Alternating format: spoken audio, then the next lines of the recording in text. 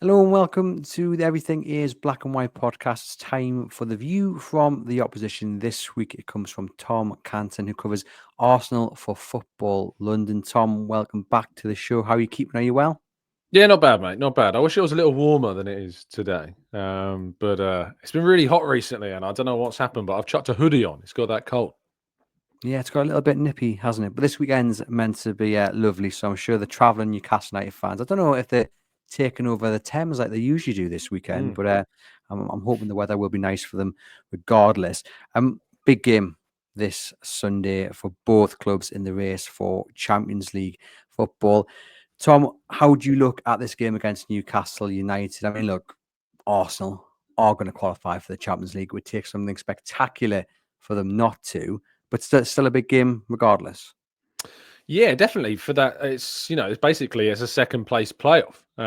That's how it feels this game, and whoever wins it, I think, will claim that second spot come the end of the season. Which, if you're a Newcastle perspective, I mean, finishing second in the Premier League table, I mean, that is quite the achievement beyond the League Cup success, of course, as well this season. But a League Cup win and a second place finish in the Premier League, when you look back on that season, you'd look on that as a hell of an achievement in terms of a season. Whereas for Arsenal, the perspectives are, very different. The second place is seen now as kind of like, yes, it's frustrating that they didn't challenge Liverpool all the way to the end as much as we would have hoped. But when you look at the broader context of Arsenal's campaign and, what they've dealt with, the injuries they've suffered, the players that have been missing throughout it, the fact they could still finish second, they've reached 2 cup semi-finals as well.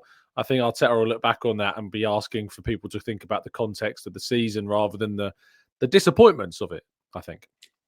Is he under any sort of pressure? Because looking from the outside in, he looks like a man who's slightly rattled, obviously going out of the Champions League in the way that they did, not managing to take that next step in terms of the Premier League.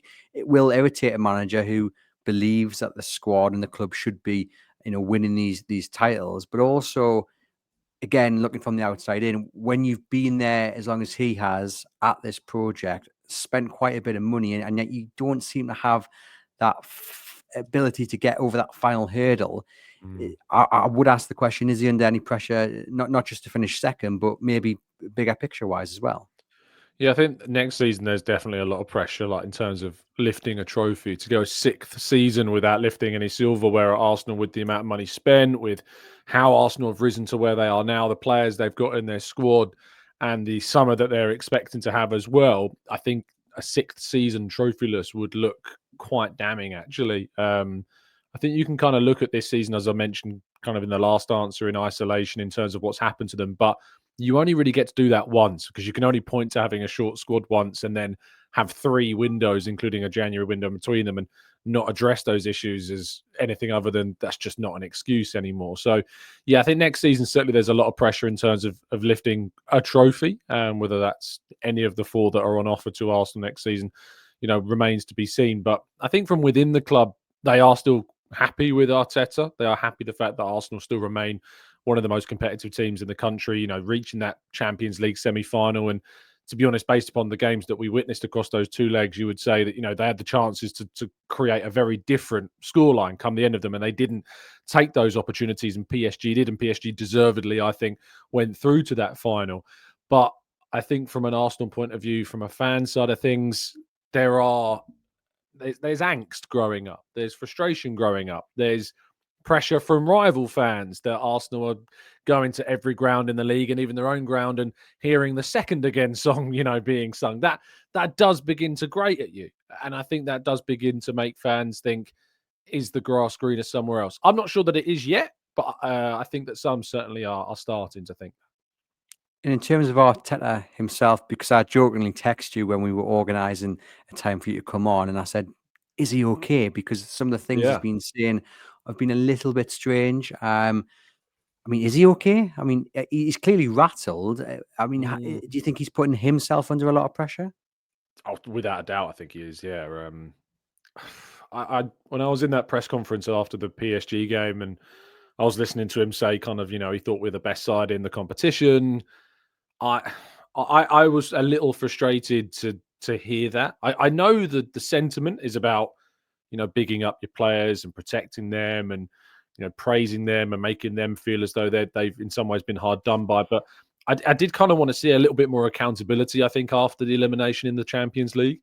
And yes, you can point to the injuries, as I have done, but there are also levels of accountability that Arsenal do need to take for this season. They had a January window where they could have strengthened and didn't, and that was their own decision not to, despite the manager, of course, coming out very publicly and saying that he wanted to reinforce and that we were short. Even players came out and said that, and they didn't act. So I just think there's a little lack of accountability this season from Arteta's side. I think, yes, there is frustration. The Liverpool press conference as well was kind of odd. Like, his players came back from 2-0 down at Anfield, and yet he said that the comeback made him feel, if anything, worse, which I thought was a bit of a strange comment as well. Like, I get the frustration about how Arsenal started the game, but you're at Anfield against the champions. At the end of the day, they can produce those moments. You can come unstuck, and to come from 2-0 down and to come back at Anfield in that party atmosphere that it was there, I think showed real character of the Arsenal team in the second half. And I don't necessarily think he highlighted that. So I've kind of had both ends of the spectrum of Arteta. I've been critical of him being too protective and praising of his side, and then here I'm being critical of him being too overcritical himself. So it's a weird scenario, and I think that he and this Arsenal team just kind of need this season to end. So yeah, I think that's kind of where we're at with it. One of my co-hosts, Sam, because we were talking about this on the Milner Musgrove show earlier in the week about Arteta's press conferences and the things he's been saying, and Sam said, well, it might be because he's rattled and he's struggling to kind of comprehend how this season has ended, but it also might be a case as it's a distraction technique, like a Jose Mourinho technique. How do you sit on that one? Is it him losing it slightly because he's been knocked out of the Champions League? They haven't won the Premier League title. It's another year without a trophy, or is it him deflecting away from the going out of these competitions and protecting his players in the process? The one thing I've come to learn about Arteta is he's a very smart guy. He's inexperienced, still in his role, and I think that inexperience has shown through these last few weeks. Not like tactically necessarily, because I think they created plenty in those games recently and across this season. I think finishing's been a big problem for Arsenal this season in terms of what's fallen short for them. I don't think it's like a Jose Mourinho or an Antonio Conte kind of blow up, if you like. I think he's genuinely frustrated that he knows how good this team can be. I think he knows how good his system is and what it's generated for Arsenal and how far Arsenal have come over the last 5 years. Like, 5 years is a long time in football, but I think it's also an amount of time which is, it enables us to forget where Arsenal were when he came in and what they were as a club. Like, we were out in the wilderness for a hell of a long time, looking really unlikely to be anywhere close to a title challenge. And I think he feels that over the last 2 seasons, I think that there was that graphic that went up that Arsenal have picked up, the second most points of all Premier League sides in the last 2 seasons combined, yet they're left with nothing. That shows you how good this team are without having lifted something. And I think people can fall into maybe a little bit of a trap with football being quite binary when it isn't binary at all. Success, failure. I asked Arteta a question in the press conference before when I said about, Man United have reached 5 finals in 5 seasons. They've picked up 2 trophies. They could win a third this season as well, despite the fact that on average they're finishing far below Arsenal in terms of league position. What does that say? And he just said, success and failure, these aren't words in my vocabulary. And what I think he means by that is that I think he looks at football in kind of a broader spectrum rather than just one side of the coin and the other.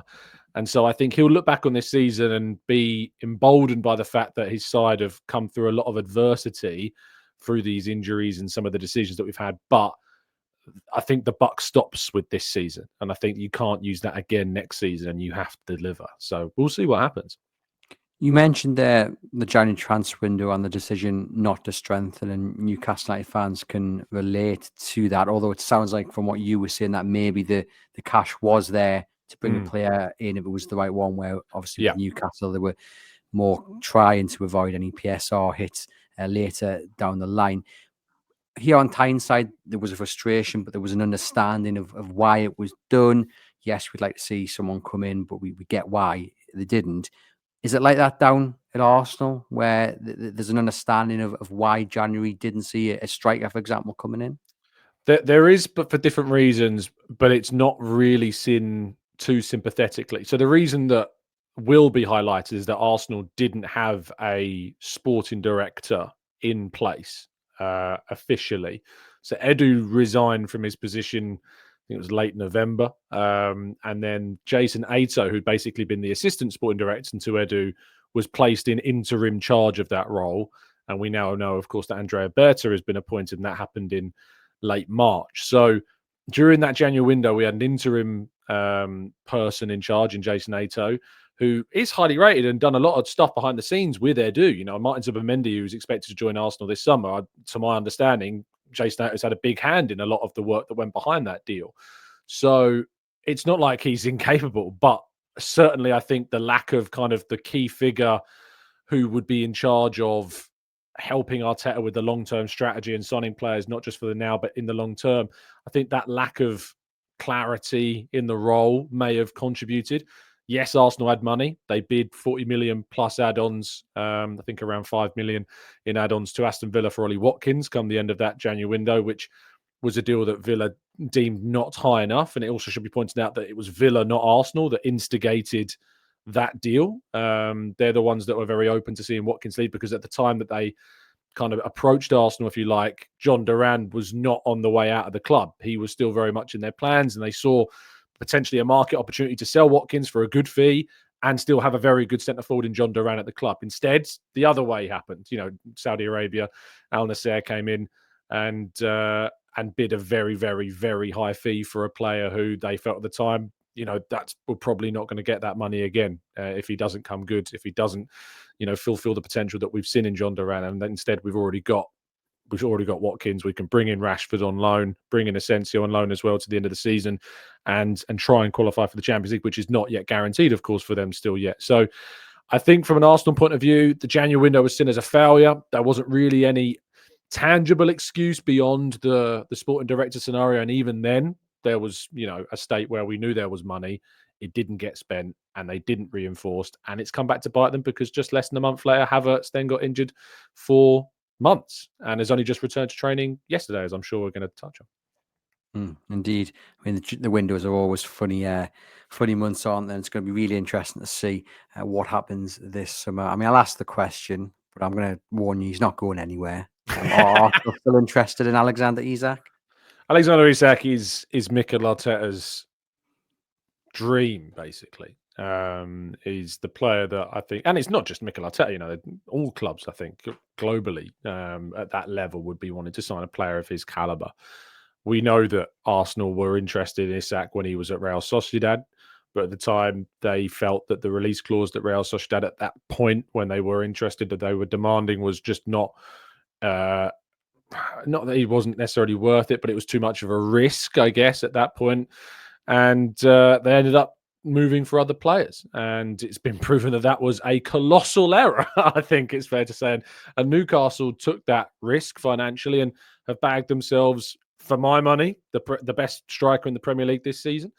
And I think that Arsenal certainly will be looking in the summer to add in that role and add in that position. But I don't think it'll be Alexander Isak for a number of reasons. One, Newcastle's financial situation is much healthier now. Secondly, they're going to get Champions League qualification. Thirdly, Isak has shown no desire to push for a move from Newcastle whatsoever. He's, to my knowledge, he's very happy there, and I'm sure you're aware of it as well. And Arsenal have alternatives, which would, if they were to say make a move for Isak, it would cost a ridiculous amount of money to convince Newcastle to even consider having that conversation. But the alternatives with the likes of Victor Gyökeres or Benjamin Sesko are considerably less money and can allow Arsenal to invest in other areas which they need to do as well. Well, yeah, I'm happy that Arteta likes him, but I'm even happier that he's going absolutely nowhere. But he's been really quiet in recent weeks. He's not looked himself. And Mm. every week for the last month, we've been saying, "Oh, this is the weekend it's going to click," and I'm keeping everything crossed that it does click on Sunday. He's over. He's past it, mate. He's done. Arsenal made the right choice. But fingers crossed he can get it back on the score sheet from a Newcastle point of view on Sunday. But you mentioned there Kai Havertz. He's been missing through injury. And Arsenal as well have had quite a few players out injured, but it looks like they maybe are getting 2 or 3 back for this Sunday. Can you just tell our listeners and viewers what it's like on the injury front? Yeah, so Declan Rice missed the game against Liverpool with a muscular issue. There's been reports that it was a hamstring issue. Sammy Mokbel reported that. But I was just told it was muscular, so I can't fully confirm that. But he was being assessed over this weekend. He did train yesterday, which is obviously a good sign. Whether or not he's involved or starts or even he's on the bench still, however, remains to be seen. We'll be hearing from Mikel Arteta in Friday's press conference where he might provide more clarity on that. The same can be said for Leandro Trossard as well, who came off against Liverpool, also with what looked to be a hamstring issue. He also trained yesterday, being Wednesday as we record this. And so there's hope that he could be involved. But again, Arteta will provide an update there. Kai Havertz was also in training for the first time publicly that we've seen since, well, the Dubai warm weather training camp at the start of February. So he's been out a long time. He did undergo hamstring surgery. I'd be very surprised if he was in the squad this weekend, but who knows? Potentially he could be. And it might be therefore that he gets a couple of minutes here and there. Arteta did hint that he could make the last couple of games of the season. I don't see him starting, that's for sure. And the other player that could be missing is Jurriën Timber, who I don't think was in training yesterday on Wednesday. And so I would expect Ben White probably to start again, unless he too has suffered an issue, which he did come off against Liverpool. But I don't think it was too bad. But if it's not him, it will probably be Ricardo Calafiori maybe that takes that spot against Newcastle. But yeah, that's where we're at. Jorginho, I think, is also out as well. And obviously the likes of Tomiyasu obviously not there either, but everybody else I think is okay. What do Arsenal do up top then? Because against Liverpool, was it Trossard? Trossard, yeah. Trossard was there, Merino in midfield, who is suspended for this game. Yes, he didn't want to play against his favourite club in the Premier League, that's why. But, yeah. In terms of what happens up top, because obviously that's been probably the difference, hasn't it, from Arsenal finishing second, potentially finishing third if Newcastle beat them on Sunday and pushing on to win the title. And as you mentioned there, Marino's played a few games there. Trossard was there against Liverpool. I mean, the options up top for Arsenal, he just doesn't have any. No, Jesus is out. Havertz, if he is back, I'd be shocked if he could start the game. I think that what we could see is perhaps Martinelli play through the middle. He did dovetail with Trossard a lot. And when he scored that first goal against Liverpool, it was because he'd moved into the centre-forward position and Trossard provided from the left for that goal. So we might see Martinelli there. You've got Ethan Nwaneri, of course, who could play in a wide position, perhaps on the left with Saka on the right or vice versa if you wanted to. If Trossard is fit enough, it might even be that he still starts on the left and Martinelli goes through the middle. Merino is suspended, so he won't be there. Rice, we hope will be back, so it'll be a Partey, Rice, Ødegaard midfield, you would assume. If he wants to, he's got Raheem Sterling, but I don't think he will use Raheem Sterling. He's not used him really much at all this season. So there are some options, but yes, Arsenal are very, very light in the centre-forward role, and that's something, again, when coming back to transfers, that they aim to address in the summer window. What do you think that does when Eddie Howe picks up that team sheet and he sees it's Martinelli, it's Trossard, it might be Mourinho if he'd not got himself suspended? I mean, does that give the opposition a boost straight away? Because you're not really looking at the man playing through the middle because he's not as potent as Alexander Isak or from the Arsenal side Gabriel Jesus. It must be a psychological boost to any opposition when you see Arsenal without the firepower. Yeah, absolutely. But this is an Arsenal team that without that firepower put 5 past Real Madrid and went through. So, yes, I think it does provide something of a boost to not have those key figures there and to have some uncertainty about that. But, it's football at the end of the day. And Arteta's found a way of still maximising a lot from what he's got this season, which sees Arsenal still second, whereas other teams that have had injury crises like Man City, who fell away from the title ages ago, like Spurs and Man United, who sit where they do currently, of course, in the league. Arsenal have dealt with their crises to, I think, the best of any team that have had any injury crises this season, and ultimately find themselves, I still think, very threatening. And Martinelli scoring, from that centre forward position at Anfield shows you that he can still certainly do that. And yeah, there will be encouragement, but I think the encouragement for Newcastle is not the Arsenal lineup. I think the encouragement Newcastle have is their record against Arsenal, which is recently very, very good. They've already come to the Emirates and won this season. They've already beaten them twice at St James's Park this season. So if there's any encouragement Newcastle should be taking, it's from their record against the Gunners. Oh, indeed. And I think also Newcastle have seen themselves this season go down to places such as, Spurs, Old Trafford, where the records have been absolutely horrendous. And I'm talking, for years, and for whatever the reason. I know comparing Spurs and Man United to Arsenal is a little bit unfair, but in terms of that kind of psychological barrier of going to these arenas where you've been traditionally awful and won games. So I know in the league, you've got to go back to 2010, I think it is, since the last win at the Emirates, and before then it's 2001. So it's not been pretty for Newcastle in the Premier League at Arsenal, but history's there to be rewritten. And as you've mentioned there, we went down and won in the League Cup. Just talk to me finally though on the team. Obviously, Gabriel's a huge miss, and how good is the current centre back pairing? Because I'm looking at that, I'm thinking Isak's been a little off colour, but is he going up against a kind of a mismatch at the back? The irony is that I'd argue that over the last month, Jakub Kiwior has been more impressive than William Saliba. It's been Saliba who's had his issues. Saliba's been making mistakes. He made one in the Bernabeu. He made a mistake against Liverpool, a couple of mistakes actually. He made an error against PSG, which was thankfully not punished in that game. He made one against, I think Crystal Palace. I think he made an error in that game.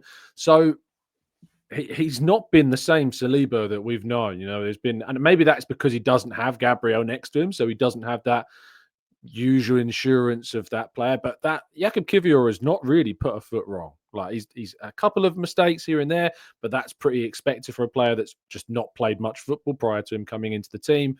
So I think Isak is still obviously going to have, a big challenge up against Saliba and, of course, Kiwior as well. But if you say he's not on the best of form, will that lean into Arsenal's favour? Perhaps.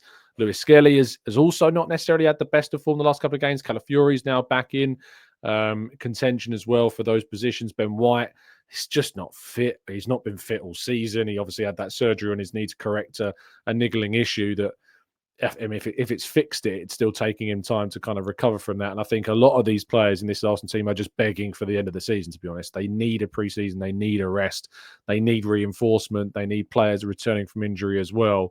And these last two games for Arsenal, I think if they draw this game, I think they'll be pretty calm about that second place spot. I think they'll be calm about the Champions League qualification, of course, as well. But yeah, it's because they've got Southampton away on the last game of the season, so you'd expect them to get a result there.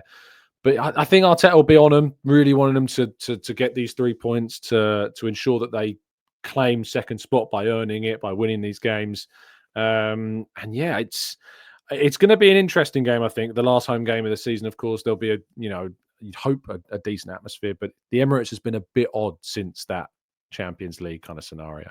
I can imagine that if the travelling Toon supporters create the right atmosphere, and the Newcastle United stars, as they tend to do, can really tap into that, get an early challenge in and really get them riled up, then it could certainly be a great afternoon for Newcastle. Just on formations, because there's a bit of debate about what Newcastle will do, and it will largely depend on Sven Botman being fit, but he's going to have to go for a scan before we get that confirmed either way. Now, they played 5 at the back against Chelsea before it was changed and Botman went off. But we also saw that formation in the League Cup down at the Emirates as well, and it worked so well, really, really well. So the question is, if Newcastle United adopt that same formation that they did in the Emirates back in, when was it? I can't remember now, December, January time. Yeah. Is that a better way to go, or is it better that Newcastle revert to their traditional 4-3-2 wingers and one up top? Yeah, if it ain't broke, don't fix it. I think that strategy has worked against Arsenal quite a lot, particularly those kind of wide players that have been, Murphy has done incredibly well this season. Livramento's had a really good season. I think both of those are real threats, against Arsenal.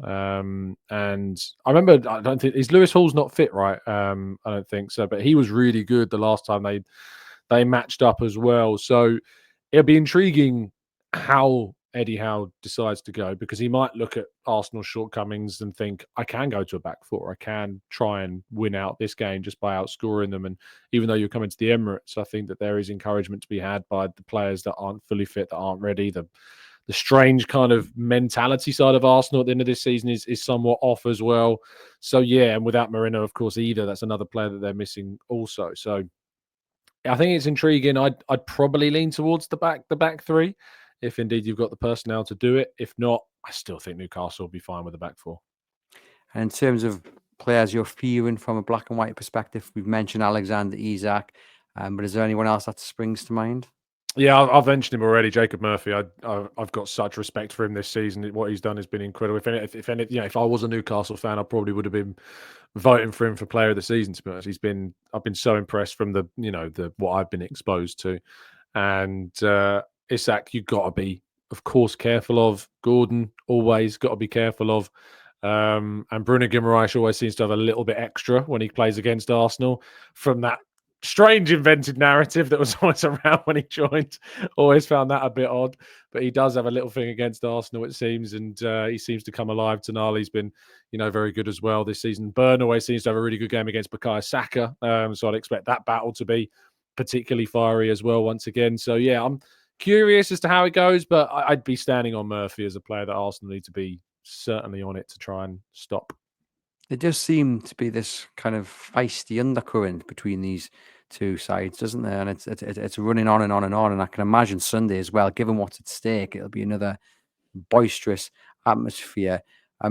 Do you sort of worry? And again, you might correct me, Tom, on this, but looking at it, it seems like Newcastle, Jason Tindall, perhaps get under Mikel Arteta's skin quite easy. Do you agree with that? And if so, is that something you think Newcastle United will be targeting off the pitch to try and wind Arteta up?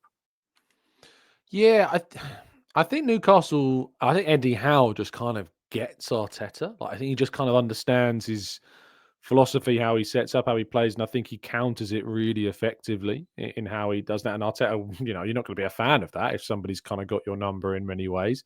Newcastle are really good at kind of breaking up play, but also transitioning really quickly against Arsenal and punishing them.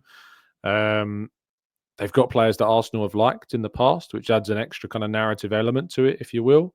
And I don't. It's a strange one. Like, whenever I talk to kind of outside of the traditional big six, as they're called, and I don't really like talking about it because you just look at where two of them are this season. I find that there's a number of clubs, Newcastle included, that whenever I speak to kind of fans or journalists or other media around kind of those clubs, that there's always this feeling of, do we get under Arsenal's skin? It's like I have the similar conversation with so many clubs. I have it with Brighton. I have it with Brentford. It's strange. Like, I'd not Aston Villa or another. I think that's the Unai Emery effect, of course, that exists there as well. Crystal Palace, there's always been something around. Also, Wolves, there's been a bit of a strange undercurrent with at times. It's just there's Arsenal are a club that overall get kind of a lot of media attention, not always for the right reasons. And I think that builds up kind of rivalries. West Ham are as well. I know they're another London club, but still the Declan Rice thing. There's always narratives with Arsenal and other clubs somewhere, somehow, some way, and it gets used. And, call me the bitter Arsenal fan, but like I always get the sense that Arsenal are just for some reason targeting that bit much more. And it's a really odd one, but it's always something. And I don't know if it's a siege mentality side of things within the Arsenal fan base. I know from a social media perspective, Arsenal fans can be some of the cringiest. Trust me, I own that. I get it. So I think all of those kind of elements combined, and some of the things that Arteta doesn't necessarily help himself with in press conferences when he says certain things, I think they all very much combine to kind of get on Arsenal. So yeah, Newcastle get under Arsenal's skin, but I think Arsenal also gets under everyone else's skin in some ways as well. And it's just kind of this football fandom feedback loop, if you like. What's the atmosphere like, do you think, within the camp? Because we're talking about Arteta maybe being a little bit rattled, not being happy, being a little bit frustrated. Has that transferred onto the players and the crowd as well? Let's say they start badly on Sunday. Does that then get fed around the terraces? I think if Newcastle were to score early, I think it would be. I don't think it's going to be a nice place to be in there. I think if Arsenal lose this game, it's not going to be a nice place. I think there is frustration. There's appreciation of what's happened this season for sure, but there is also a knowledge that a lot of it is self-inflicted. So there isn't much kind of sympathy in some ways. So yeah, the Emirates has not been a particularly great place to be this season. In the second half of the campaign, that Real Madrid tie aside, that was an amazing moment. Even beating Manchester City 5-1 was an amazing moment at the Emirates this season as well. But the PSG game, when we lost that match, it really sucked kind of a lot of the energy, I think, out of supporters. And obviously then going out of that competition as well has kind of really made it a difficulty to not get behind them, but just kind of have that same energy, same enthusiasm, same tribalism to really gun for it. You want to be in your final home game of the season with something still to go for. And what Arsenal still have to go for is to confirm a second place finish. It's not really what they wanted to be come the end of the season, especially when at the end of last season, Arteta went onto the pitch with the microphone, as he will do again, this time as his tradition. And he told fans not to be satisfied with second place and no trophies. And yet a season later, they're second place with no trophies, maybe. So yeah, I think that's the issue from kind of that psychological standpoint. And yeah, I think if Newcastle get an early goal, you'll hear some groans around the Emirates. That's for sure. And some cheers from the travelling away section as well. Before I get your score prediction, then, does second matter to Arsenal? And I'm just trying to get in the head of Arteta. Like, what happens if they finish third? Like, how frustrated will he be? Or is he already that frustrated? It's like, it's second. We don't want another runners-up medal kind of thing. Yeah. It's gone round in my head as well, like the whole second again thing. If Arsenal finish third, what do they sing this time? Is it third again?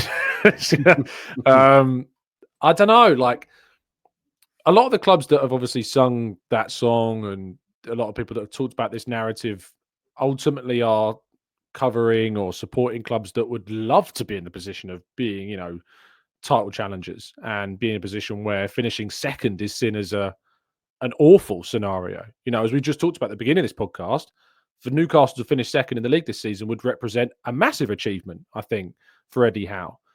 But you flip the context around Arsenal, it's seen as a really disappointment. I think if they finish third and you look at kind of that upward trajectory of since Arteta's arrived, it was 8th in his first season with a half season with the FA Cup. It was 8th the following season with the COVID campaign.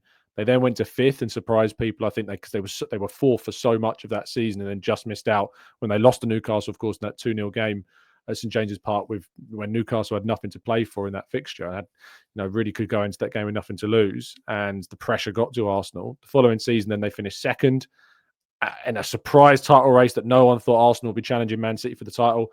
Then the following season, all the expectation was on Arsenal to challenge for the title again, and they did finish second, but they led the way quite a while in that race in 2013-14. And then this season, they've obviously they didn't build on that kind of that really impressive campaign where they won more games than the Invincibles in 2013-14. They scored more goals than the Invincibles in 2013-14. And they didn't do the relevant business that they needed to in the summer. And Arsenal fans knew that and then have felt quite validated in their frustrations by the way in which this season has gone. So if they don't finish second again and they say finish third, it's the first time you look at the positioning in the league and you go, well, they've gone backwards. They've regressed. They're not going forwards. You could argue that in the Champions League and the League Cup, they've reached 2 semi-finals. They've gone further in those competitions. So that is a sign in some ways of progress. But from a league point of view, I think finishing second is in some ways important to maintain kind of that the graph, if you like, of kind of where you look at the finishes under Arteta and to not have a backward step in terms of where they finished in the league. But it's interesting, isn't it, that Arteta said last week that he feels like they have gone backwards, which again, Yeah. people hear that and some might applaud the honesty, but others might say, well, that's a little bit of a strange thing to be saying when there's still something to play for in second place. But also, even if you feel like maybe you pick your right moment to say it publicly. Yeah, I guess so. I've learned to kind of take pretty much everything Arteta says with a pretty large pinch of salt. I think he's a very big context guy. He will turn around to you and say, if you've analysed an individual quote of mine, you're missing a big part of the picture, a big part of the story, and which is fair. I get frustrated when people take one line I've said and overanalyze one line or whatever. So I get it. I think we've regressed in certain ways, but I think that there's reasons behind that are understandable, and there are reasons that we are aware of that, if are allowed to repeat again, are near unforgivable. So I think it's a broader picture for Arsenal. It's probably the most complicated club in the league right now, to kind of understand and to get a broader understanding of what's right, what's wrong. So Gary Neville was saying it's an achievement for a manager to be at a club like Arsenal and still be in the job despite not winning a trophy for 5 years. But again, that's kind of a binary way of looking at what Arsenal are at. If Arsenal next season regress and go backwards, fall out of the title race early, are losing games, are getting knocked out of competitions, you're probably looking at and saying you'll then be having a conversation about Arteta and his future and that. But we're not at that stage, I don't think, right now, based upon the season that's happened. Well, next season's going to be certainly interesting because you expect City to come back with an absolute vengeance. I think Newcastle, if they make 2 or 3 of the right signings, and they could potentially make a sneaky little bid for the title as well. Obviously, Liverpool are going to look to do a bit of business. Arsenal will look to get that striker in. So, it's going to be really interesting to see how the other clubs, aside from Liverpool and Arsenal, build and what they do. But of course, we're still got something to fight for in that second place. The battle for second, then, Tom, how is it going to go on Sunday? I think it's going to be a draw. Is kind of what I'm thinking at the moment. Arsenal are specialising in draws this season, and they've got quite a few of them. They've got 14, which the only team with more draws than them is Everton on 15, and they've only lost 3 times. That was that Bournemouth game. Was the only the second game Arsenal have lost all season at home. So they have a decent record at home, at the Emirates this season, despite not being the best of campaigns. You mentioned Isak's form maybe not has been as electric as we've been used to. So I think there's a lot of factors that contribute probably this to being a score draw. And I hope Arsenal win it, obviously, for obvious reasons. But Arteta, I think, will be happy with the draw, knowing you've kind of kept Newcastle with that 2-point buffer. City, of course, are 3 points behind Arsenal at the moment. So if Arsenal draw this game, they'll go on to 69 points and they'll be a point ahead of Man City if Man City manage to beat Bournemouth, knowing that they go to Southampton away on the last game of the season, and you'd be expecting to win that. And they have drawn 6 of the last 10, I think, is correct. Yeah. So that shows you, or shows our viewers and listeners, what you're talking about there, Tom. Yeah, do you know what? I'd take a point. I don't think it'd be the best result for Newcastle, but the best result would not to be losing. I did predict a 2-1 victory for Newcastle when we won the match preview, because basically I just said, Tom, this feels like the perfect time to be facing Arsenal. I don't know, would you agree with that statement? Oh, the best time in 5 years. Yeah. Well, 3 years probably. Yeah. The best time in 3 years to face Arsenal for sure. Yeah, absolutely. They're wounded. They're lacking motivation. They're facing a lot of questions. Their home form has not been particularly great. They're drawing games. They're missing players. Yeah, it's a very good time to play Arsenal. So there we go. Well, hopefully my prediction comes in. Tom, thank you as always for providing the insight into Arsenal. Thank you to NordVPN and Crown Trade for sponsoring the podcast. You can hit the relevant links in the podcast description box and take advantage of some fantastic offers. Thank you to you guys for watching and listening. Do hit thumbs up on the YouTube channel. Get into the comments. I'll get back to you. If you're listening on the audio only channel, please do leave us a rating and review. Head over to chroniclelive.co.uk to catch up with Eddie Howe's press conference ahead of Sunday's game against Arsenal, where you can also follow that through our dedicated Matchday Live blog. And from myself, I will see you guys very soon.